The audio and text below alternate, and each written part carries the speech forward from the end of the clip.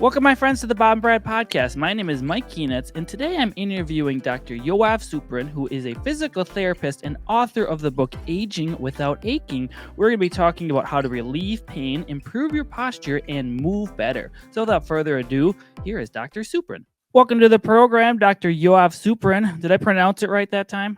Yes, sir. Well, thank you for joining us today. Thanks for having me. Our first question we have is, could you give us a summary of your background? Originally from Israel, came to America in 1995, started as a personal trainer in New York City. My dad is American, so I had a passport, so it was fairly easy transitioning from being in the Air Force for 4 years in Israel to coming to America. I said, if you can make it in New York City, you can make it anywhere. And always loved working with the body. So on 57 and 2nd Avenue in Manhattan, there's a gym called the Excelsior Club. And I got a job there, but the first thing they asked me to do is to become certified personal trainer. And I'm sure your listeners know it was very easy for me to become a trainer. I ordered a book, American Council on Exercise, ACE. I studied the book, passed the CPR course, and I was a trainer. And unfortunately, I injured a lot of people. Not intentionally, didn't know what I didn't know.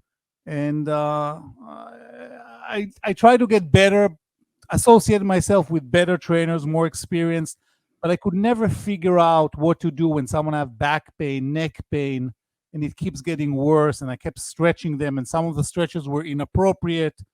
Later on in life, I understood why, and decided when NYU opened the DPT, the Doctorate in Physical Therapy program in New York, decided to join and learned a lot about the body, and was a great program. And when I graduated, I went to work for one of my professors and started to do some work with pelvic floor dysfunction, but also her name was Evelyn Hecht, an amazing clinician. And Evelyn said to me, she was my boss, she said, I also want you to take a McKenzie course. I said, okay. I took a McKenzie Part A, and I saw patients with back pain, sciatica, get better in 4 days, literally, markedly better. And I was like, whoa, how is that possible? How come I never knew anything about what I just saw in the course in those previous years? And trainers, unfortunately, I didn't know. Some trainers do know, I didn't know some of the tricks of the trade. Then came Part B. McKenzie Part B, I had neck pain that radiated from my neck to my upper traps, shoulder blade, intermittently into my left arm. And I constantly stretched. It was on the left. I constantly stretched to the right. And I would go into doorways and I would have pressure against those trigger points, in lacrosse balls and tennis balls and massage and adjustments. And it always came back. 8 months of suffering. McKenzie Part B, in 4 days, my problem was resolved. And I was blown away that I learned to move in a specific direction multiple times a day, and I resolved my problem. So my range of motion restored. The trigger points that I had in my shoulder blade disappeared. I stopped stretching. I stopped ticking. I had this habitual tick constantly to alleviate the annoying sensation that was on my left upper traps. All that disappeared in 4 days. Started to take course after course after course, fell in love with it, repeated the courses, and now I am a senior faculty with the McKenzie Institute USA. There's 18 of us in the United States, 18 instructors. It's a large organization worldwide, 40 countries. We are growing. A lot of people are paying attention to mechanical diagnosis and therapy. I am now in Miami Beach. I'm 52. I'm a father for 3 little boys. Started a little later in life, and all I do is MDT.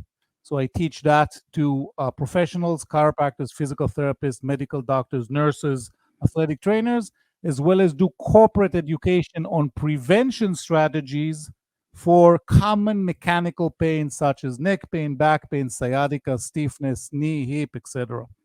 So that's where I am right now. I'm in Miami Beach, and welcome to Miami Beach. You have learned a lot. So, for the audience listening, McKenzie is a world-renowned physical therapist who has methods which Dr. Suprun has apparently mastered. Bob and Brad really like the McKenzie method. We have like a handful of his little user friendly books here at the studio. So, anyways, we're going to talk about your book you released called Aging Without Aching. So, who is this book for? So, the book basically, the idea of writing the book, first of all, during the pandemic, no one came to the office. I was like, well, I have a lot of time on my hand. And everyone always told me that my story is an interesting story. How I always told patients who had back pain to do those stretches, and I'm showing it now on the screen.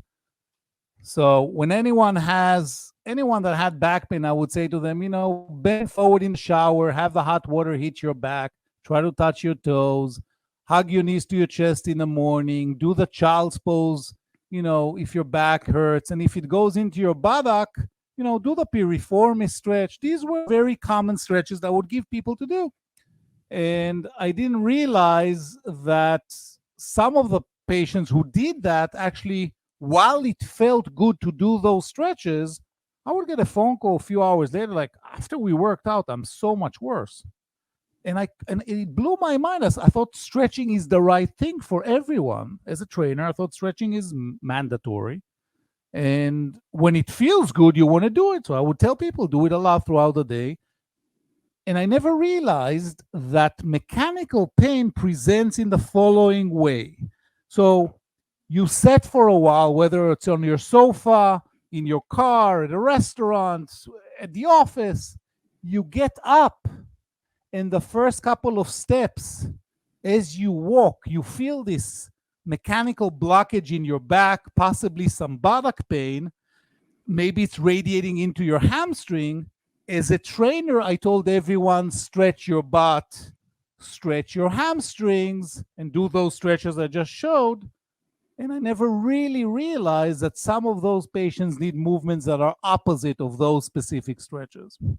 So I started to write the book, basically reviewing in my history all those patients in my head that I told them to do certain stretches, and they got actually worse as a result of it.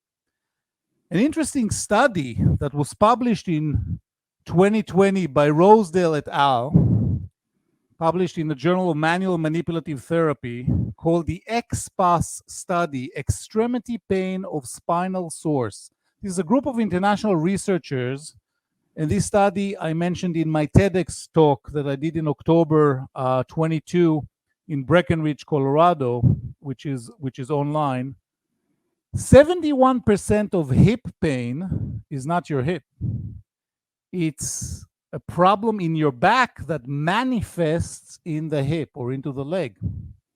47% of shoulder problems are not your shoulder. It's your neck, and it manifests into the shoulder. So I always treated symptoms as a trainer. I never really learned to go to the root cause of the problem, which I learned as a physical therapist and then as a McKenzie mechanical therapist. And so the book was written for those people who are interested in understanding mechanical pain in these presentations that I just demonstrated, sitting on a chair, getting up, feeling stiff, neck pain, where yesterday you could turn your neck, no problem, and now it's stuck, it's stiff, it's radiating down. So the book is geared for those people who work out and experience those aches and pains, as well as the baby boomers who have already had, Jack LaLanne and Jane Fonda, and they stretched their hamstring and strengthened their core and did mat Pilates and yogi lattes, and they do CrossFit and they do Orange Theory, and they're trying everything, but they're still experiencing aches and pains. And furthermore, and I know we're going to touch upon it later on, especially now post-pandemic, so many people have noticed, and I've noticed as I was sitting more during the pandemic, people's posture has worsened in the past few years because we transitioned from ergonomic office setup to working from home. I mean, we have seen in the past 3 years, and we're seeing a spike in back pain, sciatica, neck pain, stiffness, just due to the fact that so many people have transitioned to working from home, and people are not aware of ergonomics in the house or in the home, in the office, home office. So anyone that sits for a prolonged period of time on their sofa, hunched over towards their laptop, or having their iPad or their laptop on their laps as they're sitting in this curvature for a while, getting up, getting stiff. All those tips and strategies of how to live your life while you're working, whether it's home office or in the office now, are mentioned in the book. And they're piled up as a group of recommendations that will allow the listener or the reader, I'll say why I said listener in a second, to improve on their activities of daily living. Every exercise or every stretch I recommend here also has a QR code, so you can literally get a video immediately right then and there, uh, about 30 seconds to a minute, why I support or suggest this exercise or that exercise, etc. So it was a great experience working with a fabulous publisher, OPTP, and they published my book. And the pandemic really allowed me to sit down, reflect back on my history, come up with ideas and strategies for the reader to allow them to age with an elegant posture, to allow them to age with minimal aches and pains. Mechanical pain, Mike, is the most common pain we feel. It comes and it goes. Some days it's on the right lower back, some days it's on the left. Some days it goes down this leg, some days it goes down. It changes location, intensity. Sometimes we wake up in the morning stiff, sometimes we're fine. Anytime there's variability in presentation of the pain we feel, we're dealing with mechanical pain. One of the best things for mechanical pain is movement, not medications, not injections, not surgery. Unfortunately, in America, we are seeing a spike in surgeries, in MRIs. Only country in the world where people are rushing to get an MRI. And we know now, even when we teach, we mention it to the students, MRI findings, whether you're in pain or not in pain, that's the cool thing. There's a lot of people with no pain who go get an MRI, and the MRI findings are horrible. Degenerative disc disease, bone on bone, stenosis, and you ask the patient, how are you feeling? Well, I've been great for the past 2 weeks, but then the pain comes with a vengeance. And so MRI can be scary for some people, and it's really the only country in the world where people are funneled in to get an MRI. And I encourage your listeners to mention that also to their patients, to take it with a grain of salt, because there's a lot of times where people have good and bad days. And I love asking my patients, what happens to your degenerative disc disease in the past 2 weeks? If you have no pain, it's still there. What happens to your stenosis if you could walk the mall without any leg issues? It's still there. So there's a mechanical component that needs to be addressed, and movement is the best thing for mechanical problems.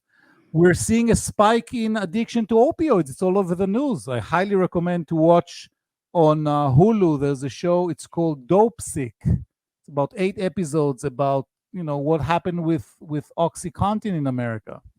And a lot of people are getting injections for their pain. So the book calms the public down in terms of relating to those MRI findings, those recommendations to have an injection or surgery, etc. I think we're at a great time in history now, post pandemic, where so many people didn't move enough or chose the wrong type of exercise. For example, a lot of people during the pandemic sat at home and then they chose to buy a spinning bike without mentioning any particular company. And so they sat again in a C curvature that created some kind of a mechanical obstruction in their back. So choice of exercise is very important. So I mentioned those things in the book, in Aging Without Aching, with the hope that it will allow the reader to gain enough tools to age with minimal aches and pains. So, in your book, you also talk about some examples of functional fitness and how to incorporate that into your day. Would you mind explaining that to our audience? Sure. So As a trainer working in the gym, I would move my clients from machine to machine to machine. And what we're actually seeing in the gyms these days is some of the gyms are moving the machinery aside and creating more body weight. The Romans, the Greeks, thousands and thousands of years ago did not have machinery. They knew origin, they knew insertion, they lifted bricks, they lifted wood, they lifted body weight. They were able to train their body in a functional manner. And I love that because training someone functionally allows them to use their body the way they need to use it in their 80s and 90s, or, anytime you do something as simple as this. For example, let's think of most basic functional exercise is sit to stand. Okay. So I can go to the gym and go into a leg press machine and do leg press, push on a platform forward and backward and add weight. Or I can functionally train my legs by sitting on a chair and getting up. I'm pressing on Mother Earth. This is a functional way, a closed kinetic chain, functional way to train the legs. And I can hold dumbbells to add more weight. I can wear a weighted vest. There's many ways to load the musculature of the lower extremity when we do sit to stand, to be able to challenge the muscles, get them, sore and strong. I stopped having people going to do leg press machine or leg extension machine. I try to use their body in the most functional way possible. Do things that you will use as you get older. Another functional exercise is getting on the floor, literally sitting on the floor and getting back up. God forbid there's a fall. So do that 10 repetitions. I do that with older clients because falls are common and getting up is actually a chore for some people. So practicing that. I also love the balance effect of getting dressed. So I recommended in my book to do it in the corner to have a safe area, behind you, but just getting in and out of pants, donning and doffing, doing things in a functional way, repetitions, getting into the car, out of the car, into the car, out of the car. Practicing activities of daily living is a great way to train the body. And the more we can incorporate that and offer that to the population, and of course, I didn't mention the most important thing, maintaining the ability to walk, literally walking. My father is 93. My mom is 89. They walk a few times a day, for 15 minutes. They do small breaks, they do some stairs, they move their body because as people get older, they sit a lot. So we got to get convince people you don't have to be, you know, all day long, doing certain things that are, what do old people do? They sit a lot, they watch TV, they play on the computer. So interrupt it, go for a little walk. It doesn't have to be an hour. Do 10 minutes here, 15 minutes there. That's functional fitness. Get the body moving. We're hunters and gatherers. We million years ago, you and I, Mike, we woke up in the morning, we went looking for fruit, vegetable, water, we bent forward, we climbed trees, when animal chased us, we ran away, we saw game we wanted to eat, we chased it, we walked around all the time. We got back to the camp, and we sat with the family and, cooked whatever we caught. We moved. Unfortunately, in today's world, people are stuck hours at a time sitting rounded, sitting with the legs on some kind of an ottoman, and so developing stiffness in this direction is very, very common. And so a choice of exercise to counteract it will be, for example, walking. I wouldn't put someone that sit all day on a recumbent bike or on any bike for the mere effect of the need to move the body in a functional manner. What do you tell the person that always tells me it hurts to walk, so they don't want to do it? So I'm interested to know why it hurts to walk, where does it hurt to walk. I'll give you an example of good pain. I have a patient right now. He starts a walk and his sciatica is hurting. However, and I never knew this as a trainer, and this is from Robin McKenzie's book, Treat Your Own Back. There's a phenomena, heavily documented, heavily researched, phenomena called centralization. Centralization, and I'm getting the book as close as I can to the camera, the red represent pain, and you can see the arrows going up. As this gentleman that I'm working with right now is walking, he says to me, the more I push into it and I try to walk, my leg gets better. He thinks he's getting worsen as his symptoms are moving to the back. When I educated him of the importance of the pain shifting out of the back, he realized that actually he's getting better as the pain shifts to the back. So my goal is always to find out what is it that, where is the location of pain, and what is it that you're doing that allows the pain to move out of the leg into the back. In the past, when I was a trainer and someone would say, I'm starting a run around the reservoir in Manhattan, in New York City. There's the reservoir in Central Park in the middle of of Manhattan. People will say I start and I have leg pain, and as I run, I'm getting back pain. I thought it was a bad thing. I didn't realize that's actually a good thing. My recommendations was, well, stop and stretch forward, but now I know that a lot of runners will actually benefit from backward bending into the pain, moving into the pain, not away from the pain. Because if you ran and your sciatica became back pain, there's a much better chance you will, if you stop and bend backwards, that you will completely abolish your symptoms versus bending forward, which will feel good temporarily. It won't fix the problem.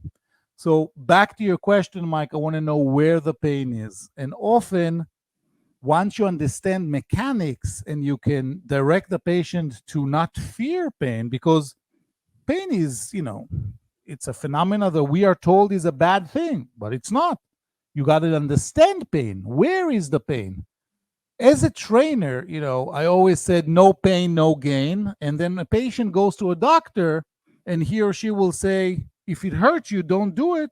The public is confused. What planet should I be on? Should I be on planet no pain, no gain? Or should I be on planet if it hurts me, I shouldn't do it? Well, it depends. Where is the location of the pain? How long have you had it? Does it come and go? Are there days you can walk with no problems versus days you cannot walk? All these help me find out the classification I'm dealing with, and it will help me find what's called a directional preference, specific exercise that will restore, the patient's ability to move without aches or pains. That's a very thought out answer. You almost knew that ahead of time.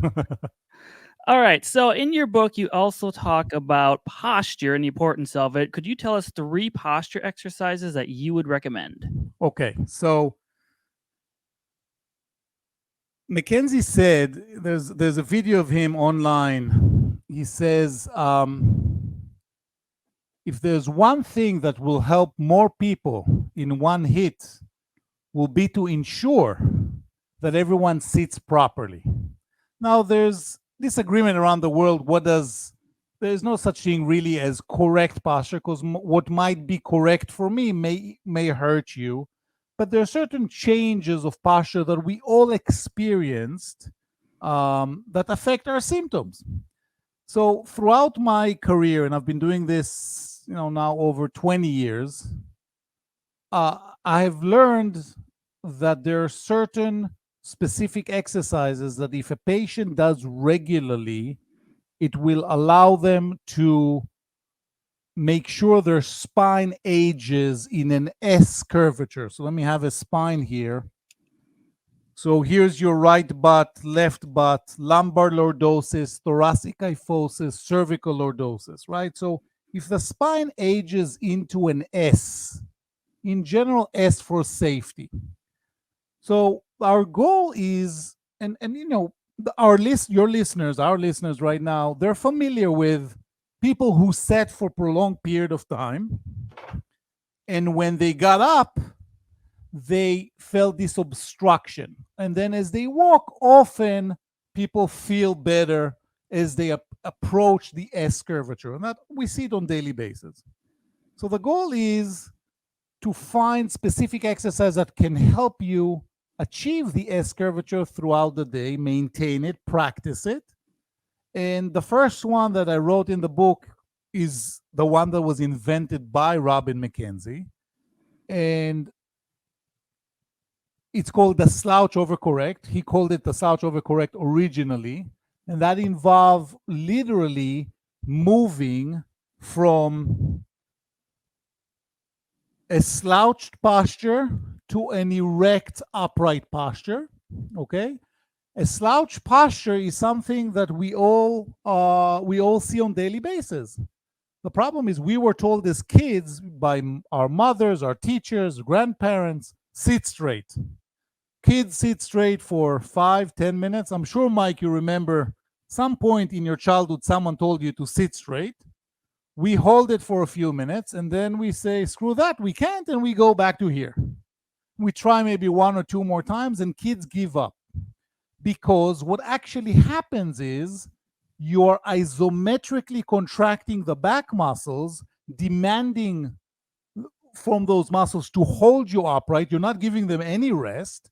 And so, how long can someone contract? It's the same as telling someone, go run a marathon. You can't just go and run a marathon. You gotta train and rest and train and rest, do periodization. You gotta know how to load. We don't do a bicep curl and we hold the dumbbell here. We gotta rest it also. So the slouch over correct, or the way I called it in my book, transition from 0 to 100%. If this is 100% erect posture and this is 0, movement in this direction multiple times, 10 repetitions, 4 or 5 times a day, and you are increasing your period of hold. When I'm saying hold, I go from 100% and then I relax 10%, hold it for a few minutes, slouch to 80%, decrease it to 50%, go down to 0, relax on your ligaments, but not for too long, for a minute or so, and then go back out of it. Get out of this end range loading. We have all loaded our spine for hours, especially in the past few years when people worked from home. And a lot of people worked on their kitchen counter, sofa, etc., in a strong C curvature. And so moving from here to here, that's the first exercise, the slouch over correct. After you sit, after you practice this, you should get, in this case, I have a McKenzie lumbar roll with me, something that supports your lower back and then maintains the lumbar lordosis. And now I can continue to work for a period of time, but then again, still need to move in this direction. We will see, for example, LeBron James. He always carries a lumbar roll with him. LeBron runs faster, jumps higher, feels less pain when his lumbar spine is supported. And we see that now with a bunch of NBA players. You can Google 10 things Chris Paul doesn't leave the house with. The first thing is a lumbar roll. We have really intelligent players now that are realizing if you push your lower back forward, not backward, because I for years told people, flatten your lower back into the floor or into the mattress, imprint it down, where actually a lot of people do need some accentuation of the lumbar spine. So the slouch over correct accentuate it, and then you move out of it. You load your musculature, you hold it for a few seconds, you let go. That's exercise number 1. Exercise number 2 is thoracic extension. The thoracic spine is a rigid area in our back, and it lives its life in kyphosis. A lot of people type with their arms leaving their body. loading the thoracic spine even more. And as a result of it, we see a lot of people approaching, as they get older, approaching this position where the thoracic spine is stuck forward, the head is forward. And so the second exercise is to try to address the thoracic spine, and that is thoracic extension. So what you need is a chair that has a low back, something that hits you. Let me get a little closer to the camera so you guys can see it better. Okay, so a low back chair, your hands are clasped or relaxed, but hold the back of your head, elbows together. And again, everything I recommend right now, you should have a mechanical assessment first to make sure this is the appropriate exercise for your specific needs. But if you have no problem and you want to test it out, feel free to do that. Hands together, elbows parallel, and you exhale as you bend backwards. Exhale, bend backwards, and I feel the pressure from the chair right at my thoracic spine at one level.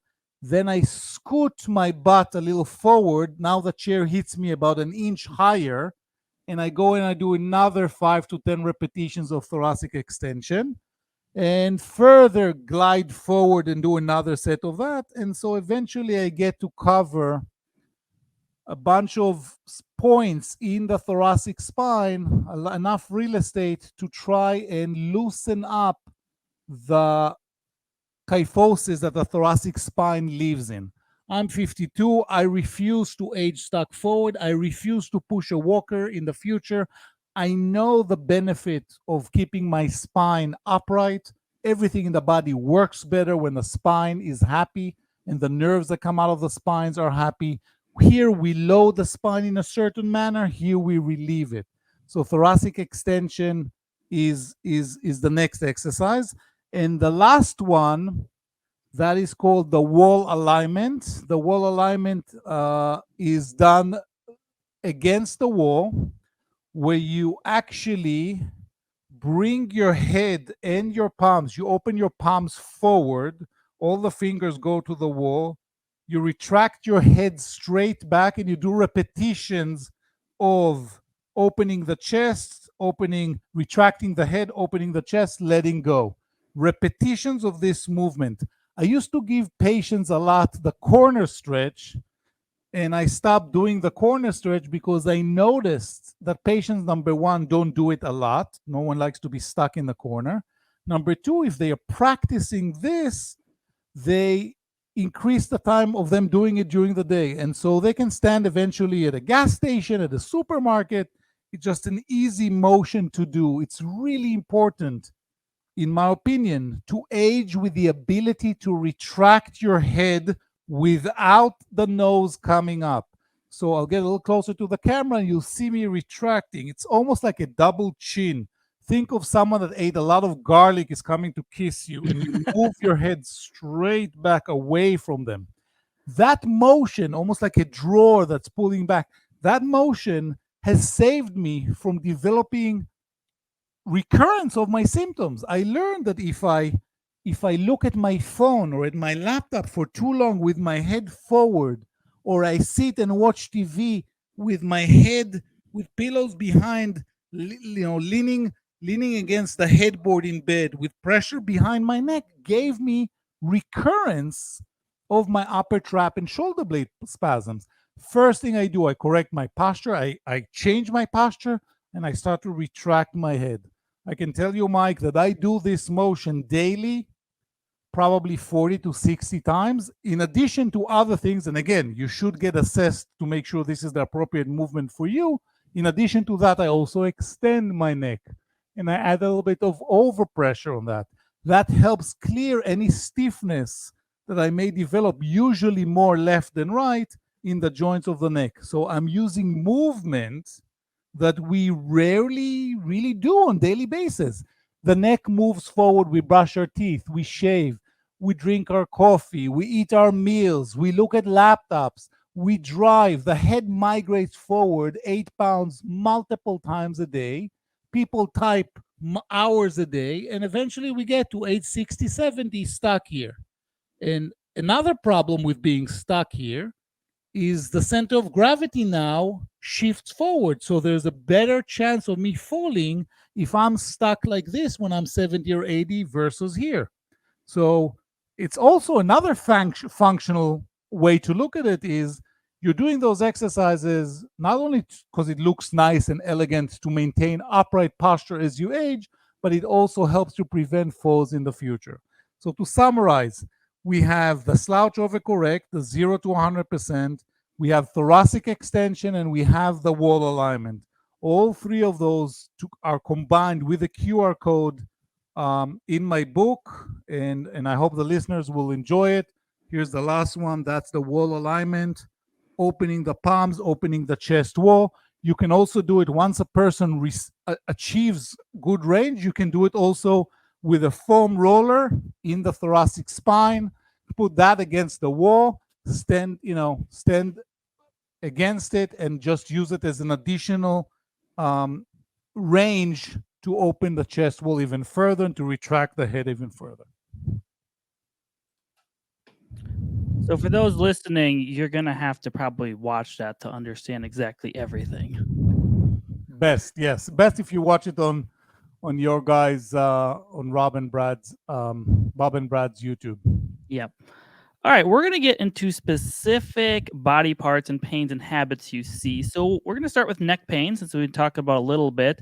So what is a habit you see most people do that is wrong, and how would you recommend fixing it?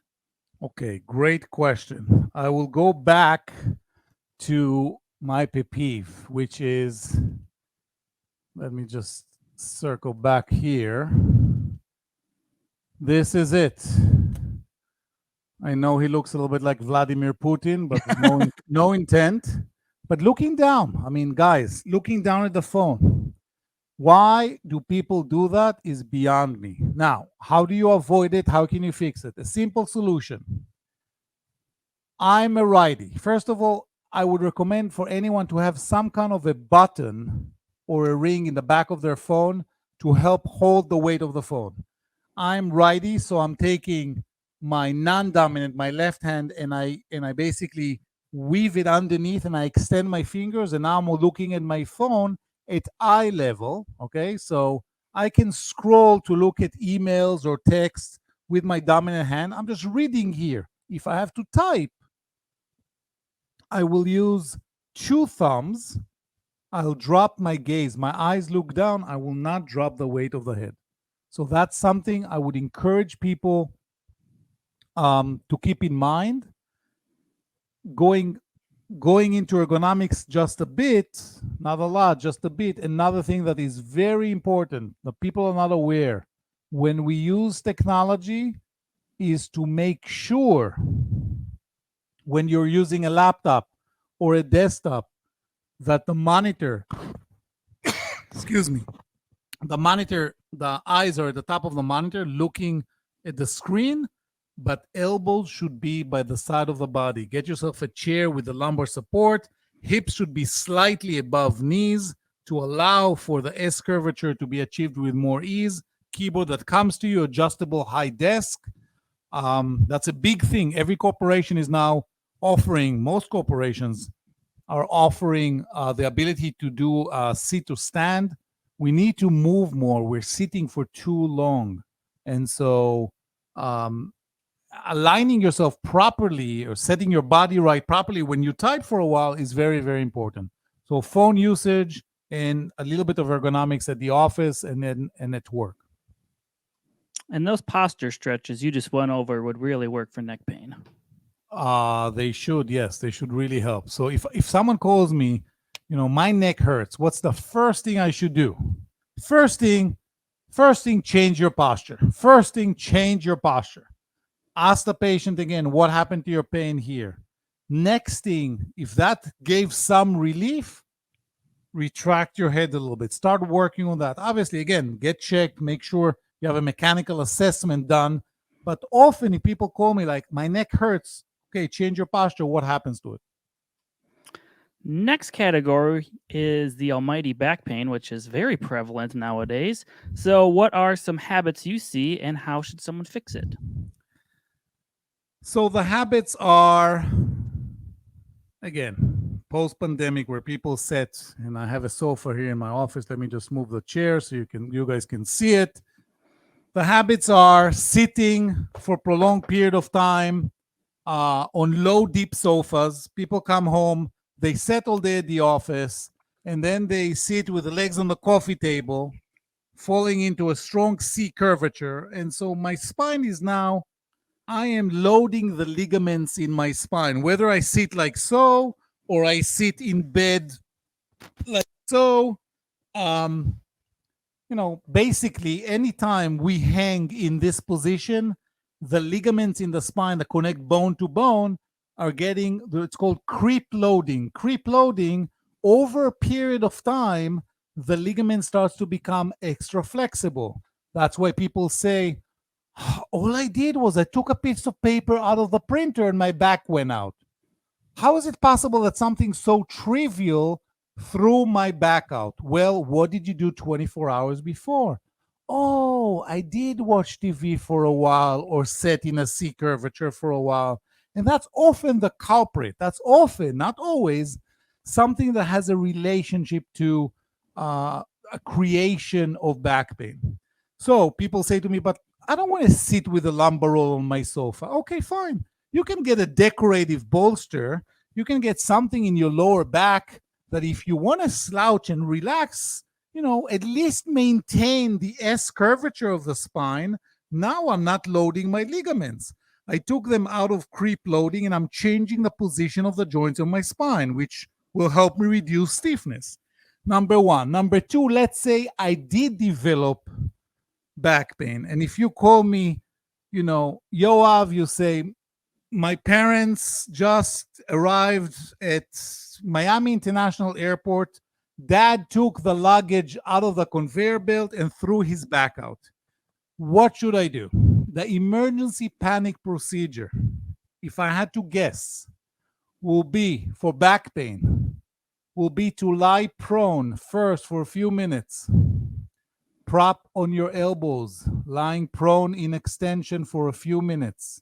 If this is too painful, go back to lying prone. When this becomes comfortable, try to push your upper body up, especially repetitions of it, extensions in lying. Again, you should get assessed for it.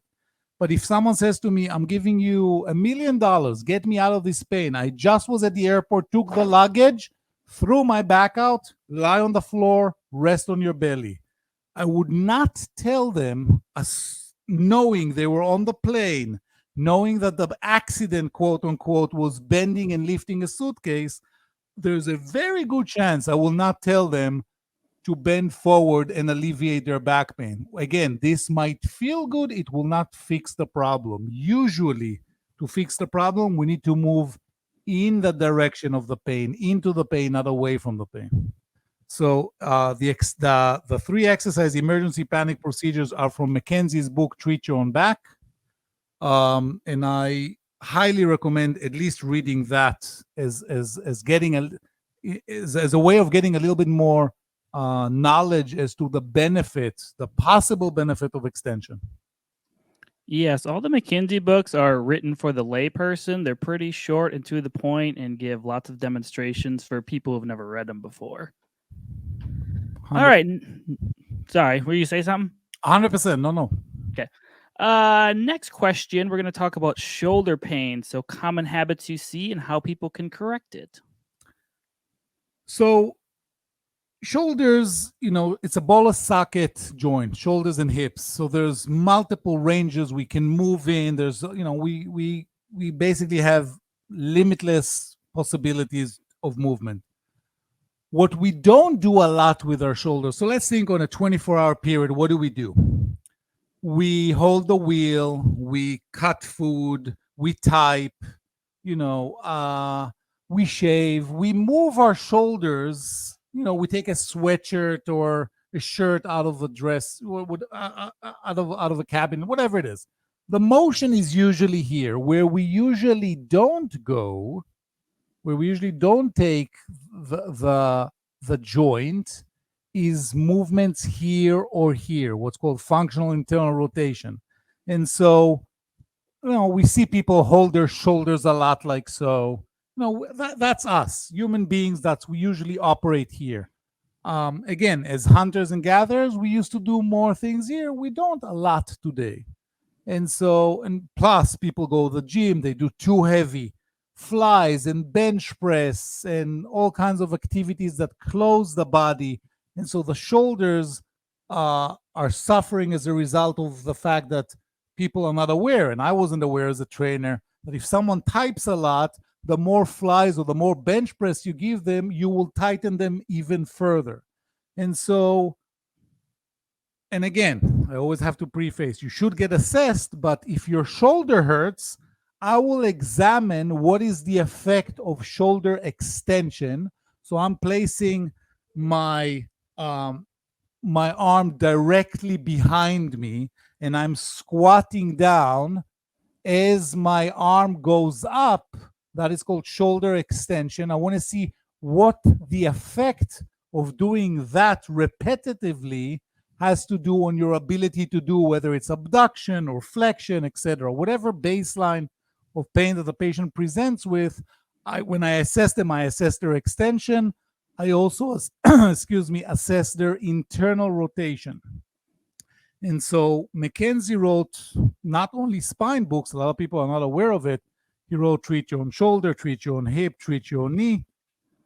So that mentioned here, she has it with her palm down. Some people benefit with the palm down. Some people benefit with the palm up, doing shoulder extension by the patient, or functional internal rotation, using not so much using a towel. I would use more of a belt to try to pull up and let go, do repetition of that, and again check the baselines afterwards. Okay, next category is knee pain. So, what are some common habits people have, and what should they do to fix it? So look, we sit a lot. The knee is bent all day, right? You're sitting now. Most people are sitting during the day. So the knee joint is flexed during the day a lot. If a person has no history of back pain, there's no relationship to the spine, they have a mechanical problem where they sit for a while, and when they get up, they complain of stiffness in the knee joint, or the joint doesn't go to that full terminal extension, or they're hopping around, and then as they walk, the knee feels better, just by moving. If a person, that's often what I see. If a person presents in that way, there is a good chance they will benefit from some form. And I'm showing Treat Your Own Knee by Robin McKenzie. I'm showing a few progressions of knee extension. It can start with just quad sets, literally extending the knee and holding for 5 seconds as tight as possible. Progressing it to partially loaded, could be on the floor or on a chair, adding some more overpressure. Our goal in general is to get the patient to treat themselves. And so a lot of the time, extension could be beneficial. However, there are studies that show that when someone has really arthritic knees, very arthritic knees, they will benefit more from flexion. And so there are specific flexion maneuvers that might be important. I recently, 2 weeks ago, had an older lady who did flexion with a towel behind her knee. And the more we loaded her in this position, her ability to go downstairs improved dramatically. She had pain going downstairs here in my office, and she did repetitions of knee flexion with a towel behind her, gave some space to the joint.